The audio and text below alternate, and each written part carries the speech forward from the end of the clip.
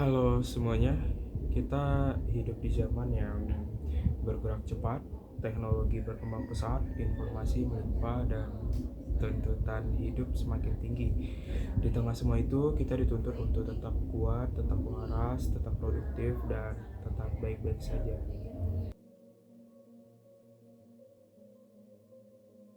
Tapi tenang, kita akan coba membahas menjadi manusia tangguh di era serba cepat yang berhubungan dengan teknologi, emosi, dan harapan. Namun, menjadi manusia tangguh di era ini bukan berarti menjadi robot yang tidak merasakan lelah atau kesedihan. Menjadi tangguh artinya tetap bertahan, tetap tumbuh, dan tetap menjaga harapan meskipun keadaan tidak selalu sesuai harapan. Teknologi membawa banyak kemudahan. Kita bisa belajar dari mana saja, berkat dari rumah, dan terhubung dengan siapapun di seluruh dunia. Tapi di sisi lain, teknologi juga membawa tantangan di mana kita selalu merasa harus aktif dan responsif. Kita membandingkan hidup dengan highlight orang lain di media sosial. Kita kehilangan momen tenang karena notifikasi tak pernah berhenti. Di mana teknologi mempercepat segalanya, tapi manusia tetaplah emosional. Kita tidak bisa memproses segala hal secepat mesin. Disinilah kita mulai merasa kelelahan yang tak kasat mata. Ya, kita hidup dalam dunia yang serba cepat, serba instan, dan serba membandingkan. Kita melihat teman sebaya sukses lalu merasa gagal. Kita merasa tertinggal, padahal setiap orang punya waktunya sendiri. Tantangan emosional ini seringkali lebih berat dari tantangan fisik karena luka batin tidak terlihat, tapi bisa sangat dalam. Kita sering tidak menyadari bahwa kita sedang stres, burnout, atau kehilangan arah. Ya, selanjutnya kecerdasan emosional. Kecerdasan emosional ini adalah kemampuan untuk mengenali, memahami, dan mengelola emosi diri sendiri dan orang lain. Di era sekarang ini, bukan cuman keahlian tambahan, ini adalah keharusan. Kenapa? Karena tanpa kecerdasan emosional, kita mudah tersulut emosi, kita sulit berempati, kita sulit membangun hubungan sehat. Nah, untuk kita bisa mempelajari kecerdasan emosional, kita perlu belajar menyadari emosi kita, menerima emosi itu bukan menyangkalnya. Selanjutnya, mengelola emosi dengan cara sehat. Ya, harapan.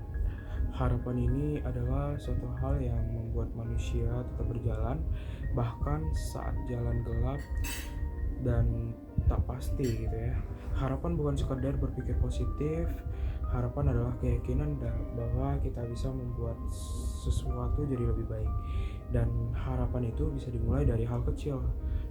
Satu langkah kecil per hari, satu percakapan yang membangun, satu tekad untuk tidak menyerah hari ini. Ada satu prinsip yang sangat penting di era ini, yaitu kendalikan apa yang bisa kamu kendalikan, hiraukan yang di luar dari kendali kamu. Kita tidak bisa mengendalikan apa yang orang lain pikirkan atau katakan. Kita tidak bisa mengontrol komentar, kita tidak bisa mengontrol pandangan orang lain terhadap kita dan penilaian orang lain. Tapi kita bisa mengontrol cara kita merespon, mengontrol apa yang kita konsumsi, mengontrol usaha yang kita lakukan. Jangan biarkan hidupmu ditentukan oleh suara yang tidak mengerti perjuanganmu. Kalau kamu punya keinginan besar, baik untuk diri sendiri maupun untuk orang lain, suatu hal yang paling penting adalah konsistensi. Karena apa? Karena dunia seringkali tidak langsung memberikan apresiasi, tapi dunia akan membuka ruang bagi mereka yang terus berjalan. Jadi konsistensi itu sangat penting ya. Salah satu bentuk kekuatan terbesar adalah jujur pada diri sendiri. Banyak dari kita menjalani hari seperti robot. Ya, contohnya diri saya sendiri. ketika ingin pergi kuliah, bangun, scroll HP gitu ya, mandi-mandi, scroll HP lagi, lanjut kuliah, ngerjain tugas, scroll lagi, tidur, ulang lagi gitu ya. Nah, kita tuh lupa berhenti dan bertanya gitu. Kayak yang pertama, apa yang aku rasakan hari ini? Dan apa yang aku butuhkan? Apa yang sedang aku kerjakan? Pertanyaan semacam ini dapat meluangkan waktu untuk refleksi, bisa membuat perbedaan besar terhadap diri kita, karena nggak ada yang ditutupi dengan diri kita sendiri. Perubahan besar tidak selalu datang dari gebrakan besar. Kadang perubahan besar datang dari konsistensi kecil yang dilakukan setiap hari. Kalau Anda tahu di mana, di Jepang terdapat namanya prinsip Kaizen yang mengajarkan kita untuk melakukan perbaikan sedikit demi sedikit, tapi terus-menerus. Misalnya bangun lebih pagi 5 menit setiap hari, membaca satu halaman buku per malam, mengurangi scroll HP 10 menit per minggu. Ya, kecil, iya, tapi konsisten. Dan itu lebih kuat dari motivasi yang cepat padam. Kamu tidak perlu dikelilingi banyak orang, tapi kamu perlu dikelilingi oleh orang-orang yang tepat. Lingkungan yang sehat akan mendorong kamu untuk tumbuh, tidak menjatuhkan saat kamu gagal, menjadi tempat kamu bisa jujur tanpa takut dihakimi.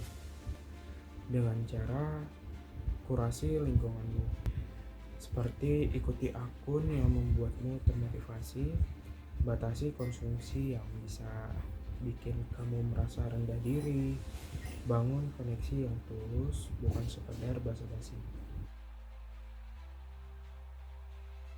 Kita tidak bisa menghindari perubahan.